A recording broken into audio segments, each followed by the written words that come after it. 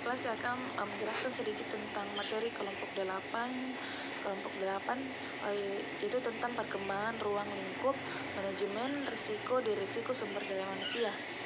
Di sini konsep pasar manajemen risiko. Risiko dapat dikatakan merupakan akibat atau penyimpanan, realisasi, dan rencana yang mungkin terjadi secara tak terduga, walaupun kegiatan telah direncanakan sebaik mungkin, namun tetap mengandung ketidakpastian bahwa nanti akan berjalan sepenuhnya sesuai dengan rencana itu. Kemudian adapun tujuan risk manajemen dalam perusahaan antaranya adalah yang pertama melindungi perusahaan. Kemudian yang kedua, membantu pembuatan kerangka kerja. Kemudian yang ketiga, mendorong manajemen agar proaktif. Dan yang keempat, sebagai peringatan untuk berhati-hati. Kemudian adapun ruang lingkup manajemen risiko. Di sini komponen pertama proses manajemen risiko, yaitu penetapan ruang lingkup risiko. Penetapan ruang lingkup sangat perlu dilakukan karena akan memberikan batasan level atau tingkat pelaksanaan manajemen. Kemudian di sini adalah risiko adalah bagian dari kata kelola, dari harus jadi harus terintegrasi di dalam. Kemudian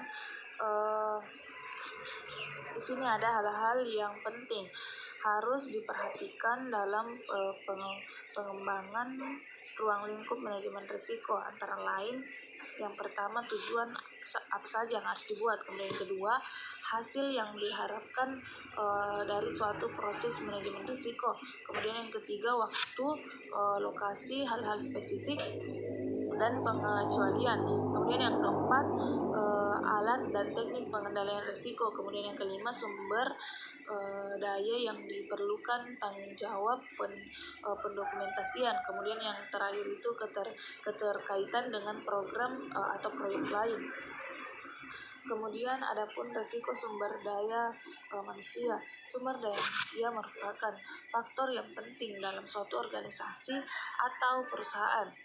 Kemudian kemampuan yang dimiliki oleh manusia dapat mempengaruhi sikap maupun perilaku manusia untuk mencapai tujuan hidup, baik individu atau bersama.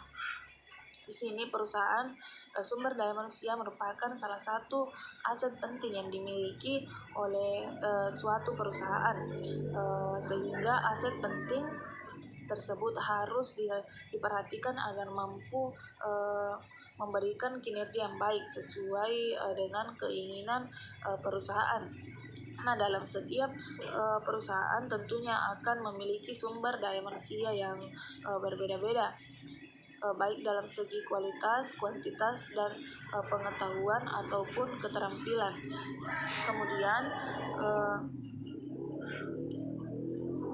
Kemudian ada pula risiko yang dirasakan oleh perusahaan jika kinerja sumber daya manusia turun, yakni sumber daya manusia tidak menyelesaikan pekerjaan.